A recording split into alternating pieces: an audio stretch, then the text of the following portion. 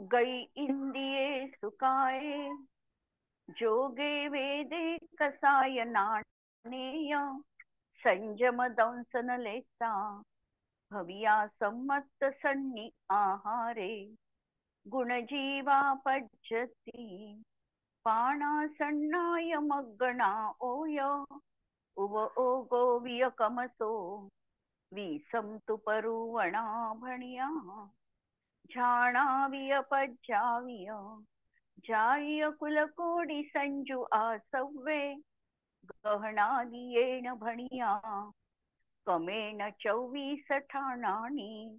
अंतिम शासन नायक 1008 भगवान महावीर स्वामी की जय. द्वादशांगो श्रुतदेवी की जय. स्वाध्याय कक्ष संपेपर्यंत आपणा सर्वांना चतुर्विध आहाराचा त्याग असणार आहे. 24 स्थान चर्चा आम्ही बघतो आहे आणि या चर्चा अंतर्गत 8वी संयम मार्गणा आमची सुरू आहे. संयम मार्गणेमध्ये आम्ही भेद बघितले, सामायिक छेदोपस्थापना, परिहार विश्रुती, सूक्ष्म सांपराय, अशा तऱ्हेच्या या भेदांना आम्ही बघून कशा प्रकारे 24 स्थानं त्या ठिकाणी लागतात, त्यावरचे काय काय महत्वाचे प्रश्नोत्तर आहे त्याचा पण आम्ही अभ्यास केला. आणि आता यथाख्यात संयमाकडे आम्ही वळतो आहे.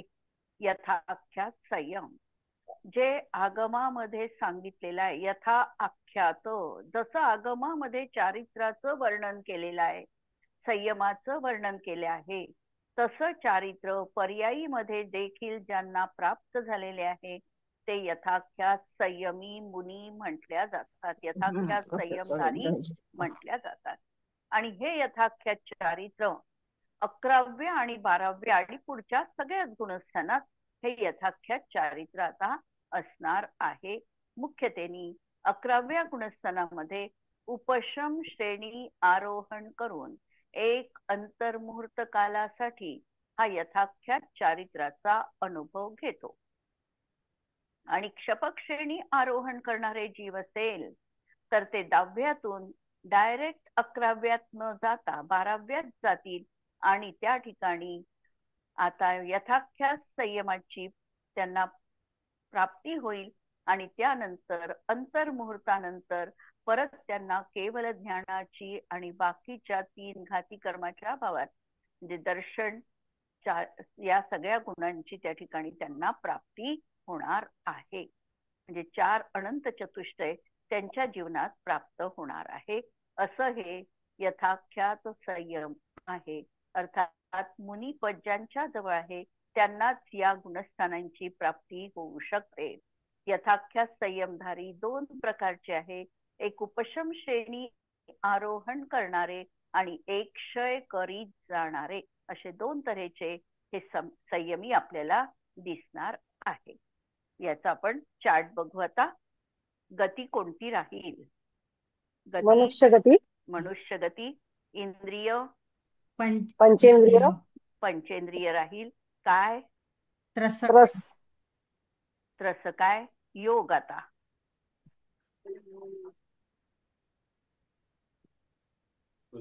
4 मनाचे, 4 वचनाचे, 3 काय योग, औदारिक द्वय आणि कारमान. 3 काय योग. औदारिक द्वित आणि कारमान. हो, पण कसा काय राहील? यथाख्यात संयम वाल्याला कोणत्या अपेक्षेने राहील? केवळ ज्ञान जेव्हा होतं, केवळ समुद्घात करताना लागतं तेव्हा कारमान आणि मिश्र. बरोबर.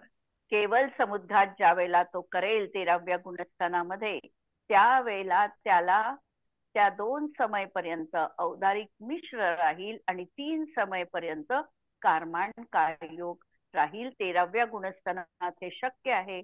11-12व्या गुणस्थानात त्या ठिकाणी फक्त औदारिक कायोग राहील, हे 2 कायोग राहणार नाही. आणि त्याचं समजा 11व्या गुणस्थानामध्ये मरण जरी झालं तरी आता त्याचं गुणस्थान बदललेलं आहे, 11वं राहिलेलं नाही, 4थं गुणस्थान झालेलं आहे. आणि ते जीव म्हणून त्या ठिकाणी वैक्रियक मिश्र त्यांचं राहील किंवा कारमान कायोग देव आयुष्या अपेक्षेने, पण गुणस्थान मात्र 11वं राहणार नाही. यथाख्यात संयमी ते राहणार नाही.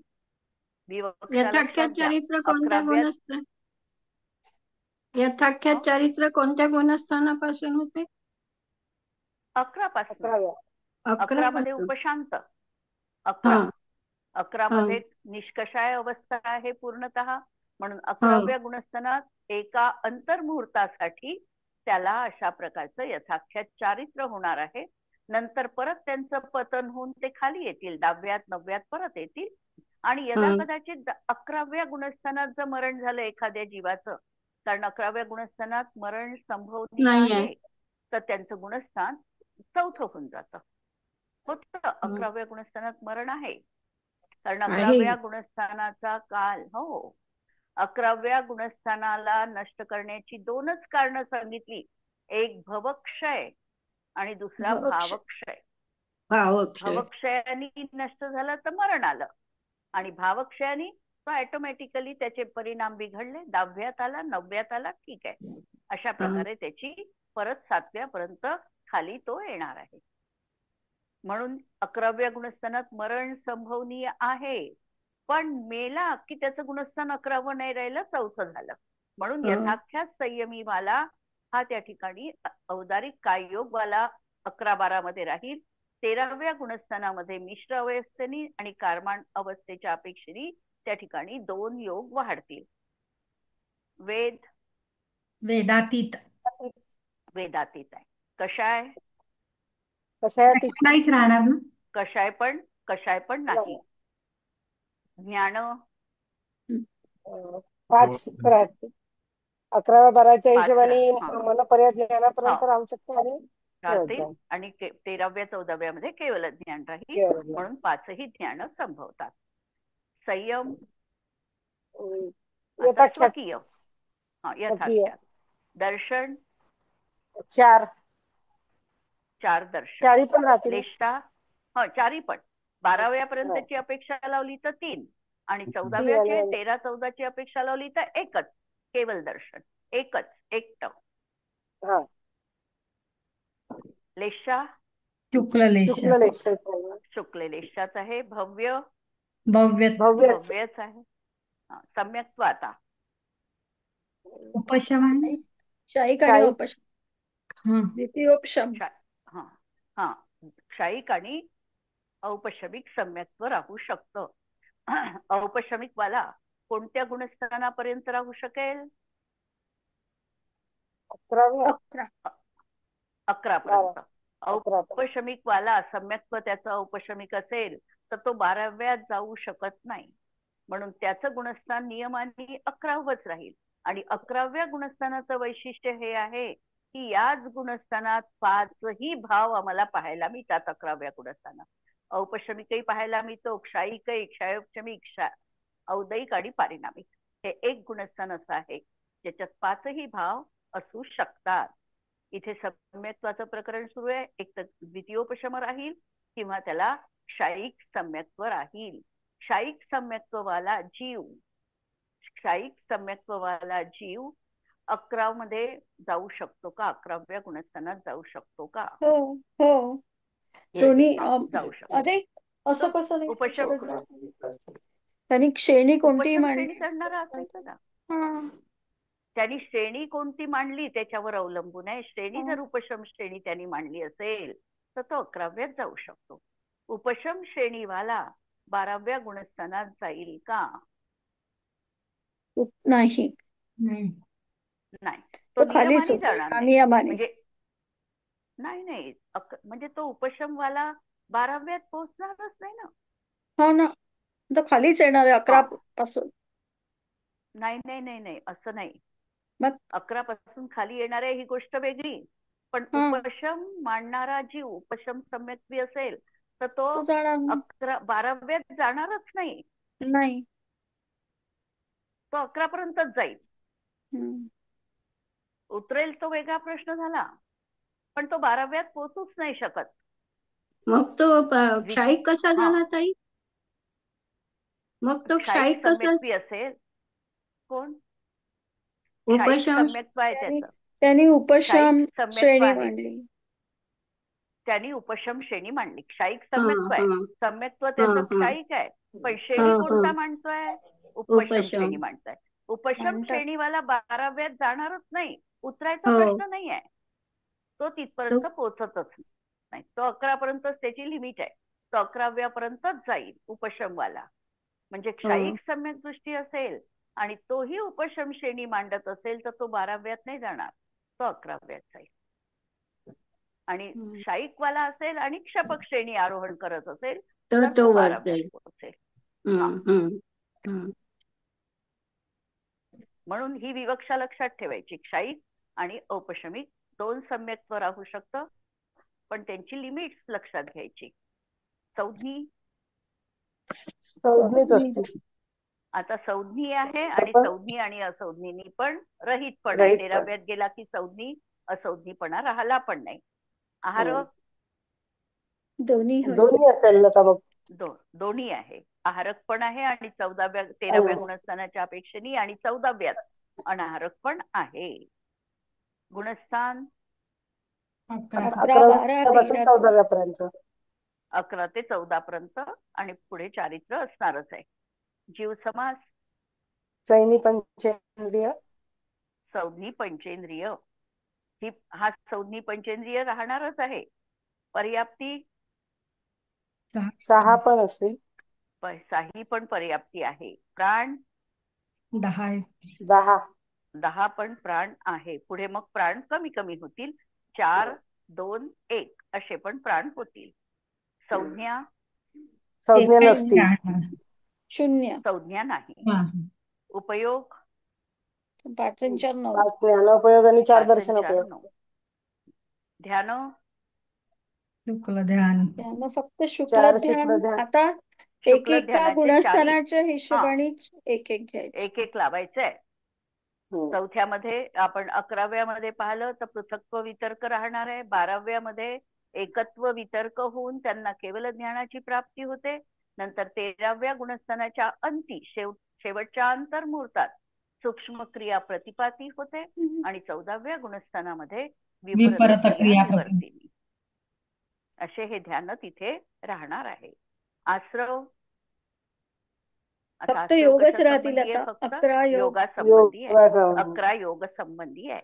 जाती मनुष्य संबंधी 14 लाख मनुष्य गती मनुष्याच्या संबंधी 14 14 लाख लाख आणि आणि 14 लाख आणि किलोकोटी. कुल पण तेवढेच 14 कुल. लाख कुलकर्णी. हा. आता भाव लावायचे. औपशमिक भाव यथाख्या संयमात लावू औपशमिक भाव शकतो. किती लागतील? दोन्ही लागतील. हा, दोन्ही राहू शकतात.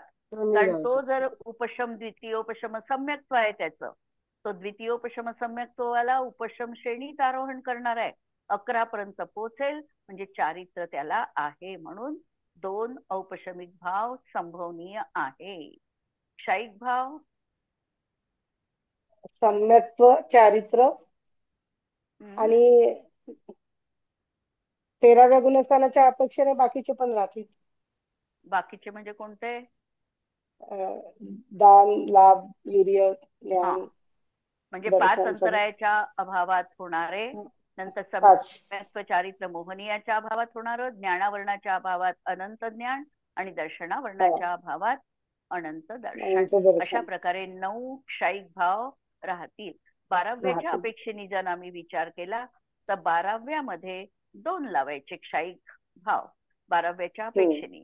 11व्याच्या अपेक्षेने लावला तर आम्हाला एकच भाव क्षायिक भाव लागत नाही. क्षायिक सम्यक्त्व असेल तर लागेल, क्षायिक सम्यक्त्ववाला असेल तर 1 लागेल, पण क्षायिक चारित्र लागणार नाही. आणि बाकी पुढे 9 पण भाव राहतील. नंतर क्षायोपशमिक भाव 4 सुज्ञान आहे, 3 दर्शन 4 सुज्ञान आहे, 3 दर्शन आहे, 3 दर्शन आहे, लब्धी आहे, लब्धी आहे आणि बाकी काही नाही. सम्यक्त्व नाही, देश संयम नाही, सकल संयम नाही. त्याच्यामुळे हे भाव राहणार नाही. 4 ज्ञान, 3 दर्शन आणि 5 लब्धी हे भाव 12व्यापर्यंत राहतील. 12व्यापर्यंत हे भाव राहतील. पुढे क्षायिक भावामध्ये परिवर्तित होईल. क्षायोपशमिक भाव यापैकी किती राहील? 13व्या 14व्यात राहणारच नाही. राहणारच नाही, एकही राहणार नाही. 13व्यात सगळे भाव क्षयिक झालेले आहेत. त्याच्यामुळे 13व्या 14व्यामध्ये क्षयोक्षमिक भाव असणार नाही. कारण क्षयोक्षमिक भाव कशाने घटित होतो? 4 घाती या कर्माच्या क्षयोक्षमात. तिथे घाती कर्मच उरलं नाहीये. त्याच्यामुळे त्या ठिकाणी क्षयोक्षमिक भाव 0 राहतील. औदैक भाव, गती, औदैक भावामध्ये एक मनुष्य गती, कषाय नाही, वेद नाही, मिथ्यात्व नाही, अज्ञान, अज्ञानाबद्दल 12व्यापर्यंत आहे. पुढे औदैक अज्ञान पण नाही. 13व्यात औदैक अज्ञान नाही, असंयम नाही, लेशा एकच. आणि 14व्यापर्यंत असिद्धत्वपणा लावायचा. असिद्धत्वपणा 8ही कर्माच्या उदयात आहे, म्हणून 14व्या गुणस्थानापर्यंत असिद्धपणा लावायचा. नंतर पारिणामिक भावामध्ये दोन भाव, जीवत्व आणि भव्यत्व. अशा प्रकारे यथाख्यात संयम आपण बघितला.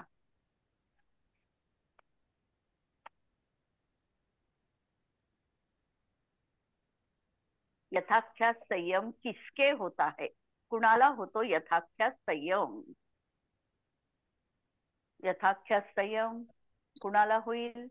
जेव्हा कषाय पूर्णतः निष्कासित होतील त्या जीवांना यथाख्यात संयम होईल. पूर्णपणे कषाय निघून ज्यांचे गेले आहे, उपशमित झाले म्हणा किंवा क्षय झाले म्हणा, दोन्ही अपेक्षेने त्या ठिकाणी यथाख्यातपणा संभवणार आहे.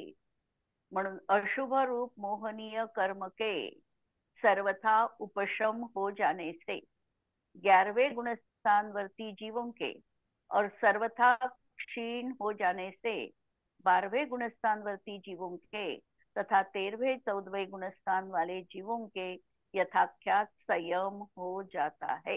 म्हणजे एक तर मोहनीय कर्माचा पूर्ण अभाव झाला, म्हणजे कशाय आता किंचित देखील राहिला नाही, असं हे गुणस्थान आहे. आणि या गुणस्थानाचं नाव आहे आणखी एक, यथाख्यात वितराग छद्मस्त गुणस्थान.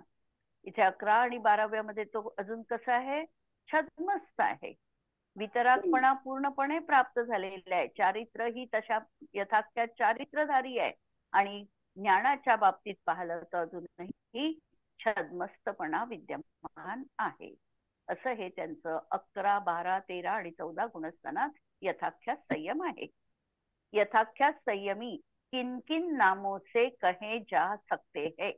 यथाख्यात संयमीला कोणकोणते नावं येतील शास्त्रामध्ये? तर यथाख्यात विहार शुद्धी संयम, यथाख्यात विहार आणि यथाख्यात शुद्धी संयम. आता यथाख्यात संयमधारी विहार करतात का? ज्यांना यथाख्यात संयमाची प्राप्ती झालेली आहे असे विहार करतात का? नाही. तीर्थंकराचा विहार होतो की नाही होत? 13व्या गुणस्थानात विहार आहे. योग निरोध केला की विहार थांबला. योग निरोध पर्यंत त्यांचा विहार आहे. अरहंतांचा विहार आहे. अरहंतांच्या समवचरणामध्ये कित्येक केवली आहे, त्यांचाही विहार होतो. आणि विहार झाल्यावर काहींची गंधकुटी रचना पण होते. म्हणजे यथाख्यात संयमवाले देखील विहार करू शकतात. फक्त म्हणजे मग 11-12व्या गुणस्थानातले करतात का विहार? आता 11व्या 12व्या गुणस्थानाचा काय आहे? अंतर्मुहूर्त. ते ध्यानामध्ये आहे त्यावेळेला त्यात प्राप्त झालं, केवळ ज्ञानाची प्राप्ती झाली की ते विहार करू शकतात. ध्यानासाठी एकाग्रता पाहिजे. एकाग्रता प्राप्त झाली आणि केवळ ज्ञानाची प्राप्ती झाली की विहार होऊ शकतो त्यांचा, काही अडचण नाहीये. आणि ते आता कसं झालंय, वितराग दशा झाली आहे म्हणून इच्छेपूर्वक विहार पण नाहीये त्यांचा, आहे ना. सगळं नियोग आहे, योगायोग आहे की ज्या ठिकाणी त्यांचं समवशरण गंधकुटी रचना किंवा त्यांचा विहार होणार आहे तिकडे ते जातात. जिथे त्यांच्या पुण्योदय भव्य जीवांचा असेल त्या क्षेत्रातही त्यांचं गमन होतं. अशा म्हणजे याचा अर्थ की 8व्या गुणस्थानापासून 12व्या गुणस्थानापर्यंत विहार होत नसेल ना? नाही, नाही, कमी काळ आहे. आणि दुसरं काही त्यातलं कमी काळ आहे. आणि तो पुरुषार्थ आता त्यांचा सुरू आहे. हा. तीनही गुणस्थानाचा काळही कमी आहे, अंतर मुहूर्त, आणि 11 पर्यंत त्यांचा विहार होण्याचा काही हे नाही आहे. ध्यानामध्ये ते लीन असतात. ध्यानामध्ये लीन झाले की त्यांना केवळ ज्ञानाची प्राप्ती झाली की विहार होऊ शकतो त्यांचा. कारण त्यांची गंधकुटी रचना वगैरे होतेच ना. आणि तीर्थंकरांचं तर आपल्याला माहितीच आहे की त्यांचा विहार होतो म्हणून. म्हणून अशा 13व्या 14व्या गुणस्थानामध्ये यथाख्यात संयम त्यांचा आहे. यथाख्यात संयमीची नावं म्हणून सांगितली. यथाख्यात विहार शुद्धी संयम, म्हणजे विहारामध्ये देखील त्यांची शुद्धी आहे. विहार होत असताना देखील आता परमौदारिक शरीर त्यांचं झालेलं आहे, त्यामुळे त्यांना त्यांच्या शरीराच्या माध्यमातून कोणत्याही तऱ्हेची जीवाची विराधना घडत नाही. आणि तसही मुनी अवस्था जेव्हा प्राप्त होते त्यावेळेपासूनच ते युक्ताहारी आणि युक्ताविहारी म्हटल्या जातात. जेव्हा प्रमत्त संयत अप्रमत्त संयत गुणस्थान आहे, अजून 6व्या 7व्याच गुणस्थानात आहे, तरी देखील प्रवचन सार मध्ये कुंद आचार्यांनी त्यांना युक्त विहारी आणि युक्त आहारी म्हटलं. म्हणजे आहारही त्यांचा युक्त आहे याचा अर्थ ते आपल्या शरीराला किती आवश्यक आहे आणि काय आवश्यक आहे, आणि स्वादासाठी आवश्यक आहे की स्वास्थ्यासाठी आवश्यक आहे, या दृष्टीने ते विचार करून आहार घेतात. म्हणून त्यांना युक्ता आहारी म्हटलेलं आहे. आणि विहार देखील त्यांचा, गमन क्रिया देखील त्यांची निरंतर होते, आणि म्हणून युक्ता विहारी पण त्यांना म्हटलेलं आहे. असे हे युक्त यथाख्यात काय सांगितलेलं आहे, विहार शुद्धी संयत. नंतर सांगितलं यथाख्यात विहार, दुसरं नाव आलेलं आहे यथाख्यात विहार, म्हणजे परमागमामध्ये विहार अथवा कषायों के अभाव रूप अनुष्ठान का जैसा प्रतिपादन किया है तदनुकूल विहार जिनके पास पाया जाता है उन्हें यथाख्यात विहार कहते हैं.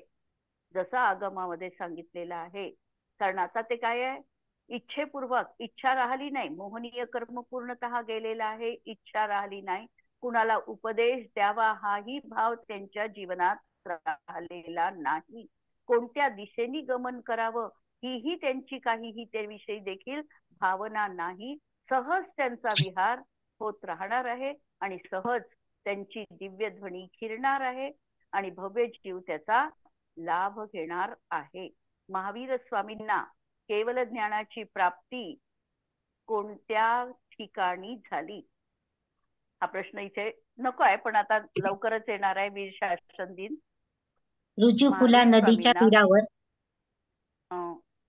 जंबुका नगरी, जंबुका नगरीमध्ये नगरीमध्ये त्यांना केवल ज्ञानाची प्राप्ती झालेली आहे. आणि त्यांचं समवशरण पहिला उपदेश कुठे झाला, विपुलाचल पर्वतावर. विपुलाचल पर्वतावर आता जिथे देशना स्मारक झालेला आहे त्या ठिकाणी त्यांचा पहिला उपदेश झालेला आहे. असे हे यथाख्यात विहारी. यथाख्यात शुद्धि संयत हे तीसरं नाव.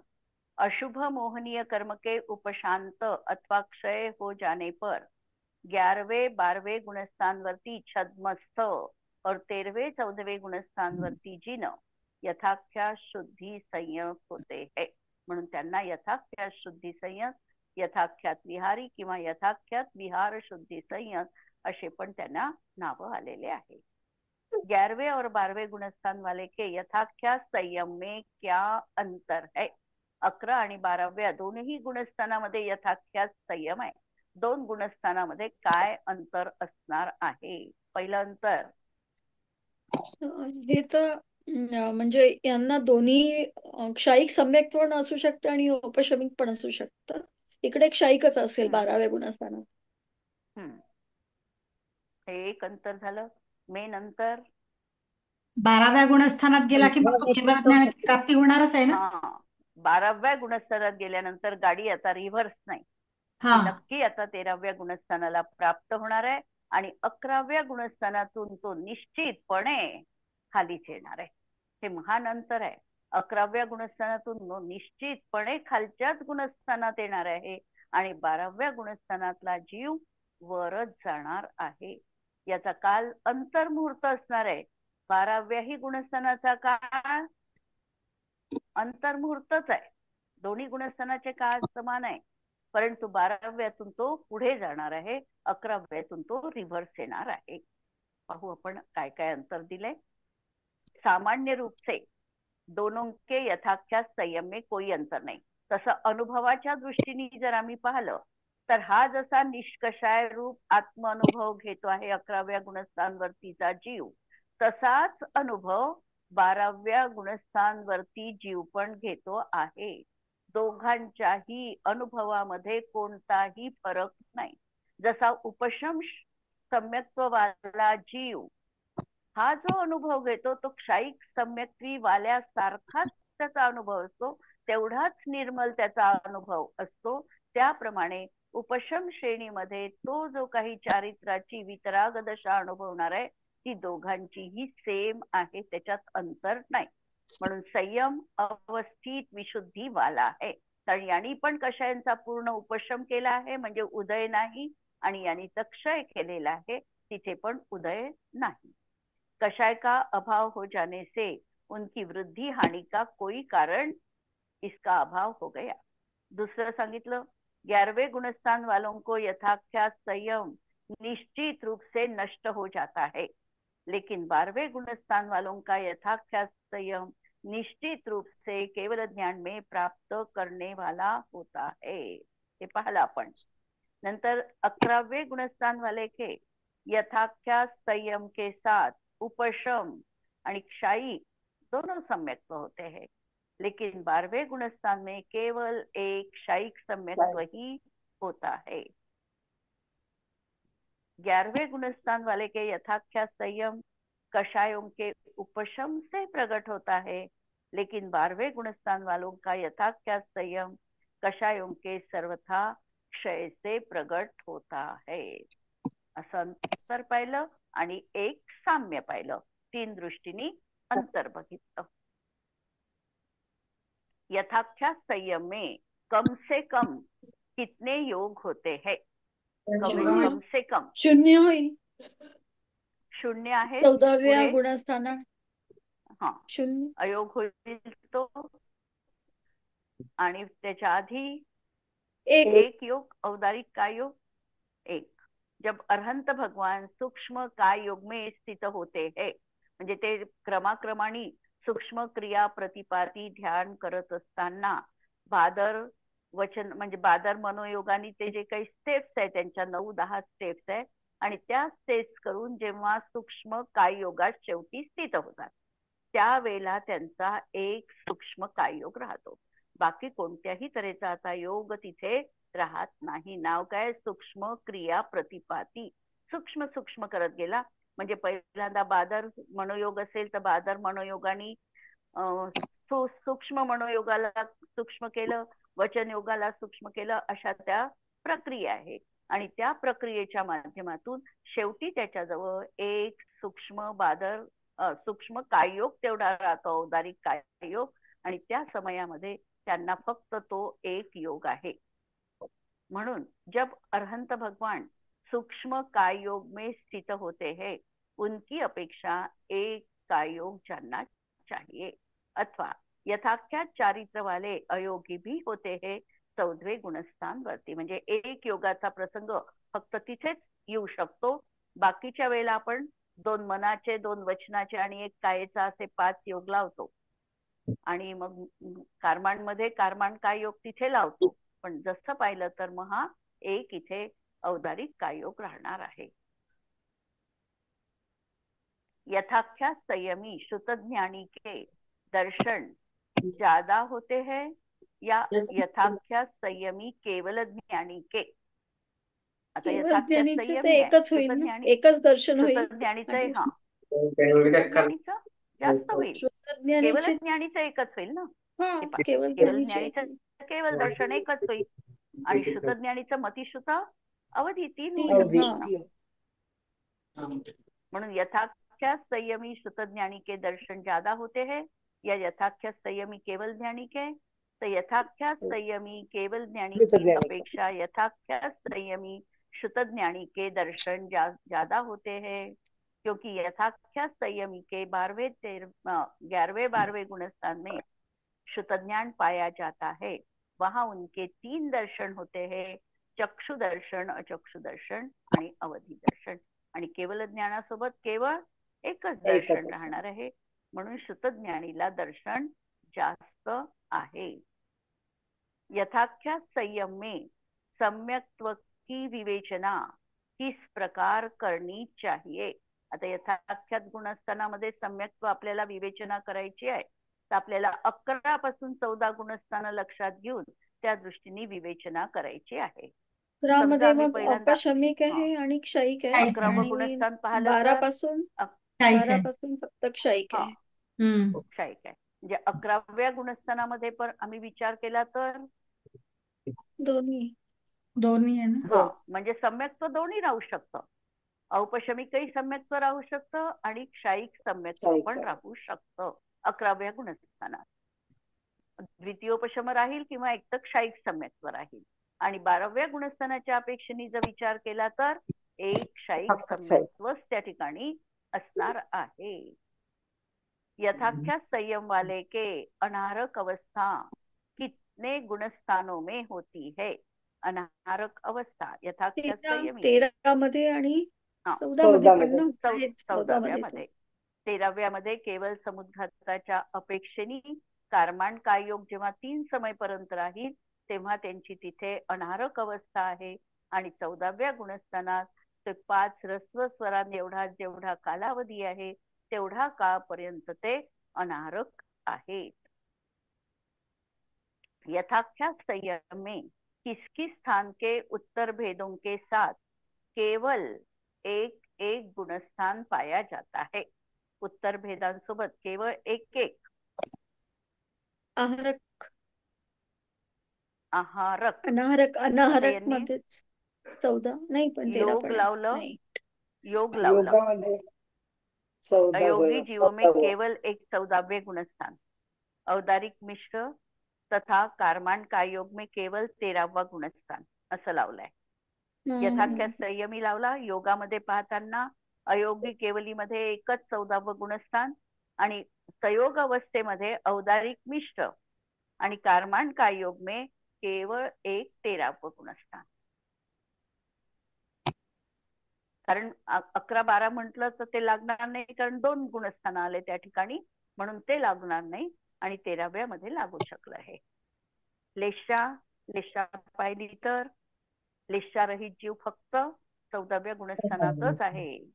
तोपर्यंत लेशा शुक्ल लेशा म्हटलीये 13व्या पर्यंत, म्हणून लेशातीत जीव 14व्या गुणस्थानात. सम्यक्त्व म्हटलं तर उपशम सम्यक्त्व फक्त 11व्या. उपशम सम्यक्त्व फक्त 11व्यात. प्राण म्हटलं तर 4 तथा 2 प्राण 13वें गुणस्थान में. आता आपण पाहिलं 4 प्राण असतात किंवा 2 प्राण असतात आणि 1 प्राण पाहिलं तर केवळ 14व्या गुणस्थानात. ध्यान पाहिली तर 13व्या गुणस्थानात 13व्या मध्ये तिसरं ध्यान आणि 14व्या मध्ये चौथं ध्यान. आता नोट दिली है त्यांनी, दूसरा शुक्ल ध्यान 11वें गुणस्थान में कोई आचार्य मानते हैं, अन्यथा दूसरे शुक्ल ध्यान में भी एक ही 12वां गुणस्थान होता है. तसं पाहिलं तर 11व्या गुणस्थानात पृथक्त्व वितर्कच आहे. एकत्व वितर्क ध्यानाने निश्चितपणे केवल ज्ञानाची प्राप्ती होते, म्हणून 12व्या मध्ये एकच लावता येत आपल्याला एकत्व वितर्क. आणि 11व्या मध्ये आम्ही पण 11वीची गुणस्थानं यथाख्या संयमासोबत एकच आहे, पण पृथक्त्व वितर्क ध्यानाची गुणस्थानं 8 पासून सुरू होणार आहे, म्हणून 8, 9, 10, 11 पर्यंतची त्याची गुणस्थानं होतील. पण याच्यासोबत आम्ही पाहिलं यथाख्या संयमासोबत विचारलं तर आम्ही 11वं लावू शकतो. बाकीचे प्रश्न उद्याला पाहू.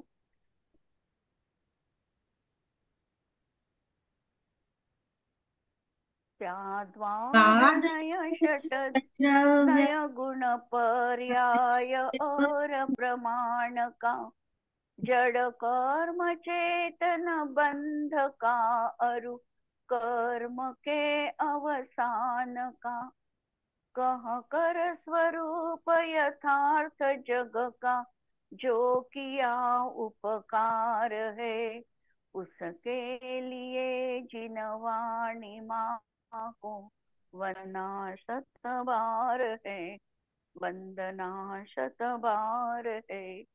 नमो अरिहंताणम नमो सिद्धाणम नमो आयर्याणम नमो उज्जायाणम नमो लोये सव्वसाहुनम। सर्वांना जय जिनेंद्र।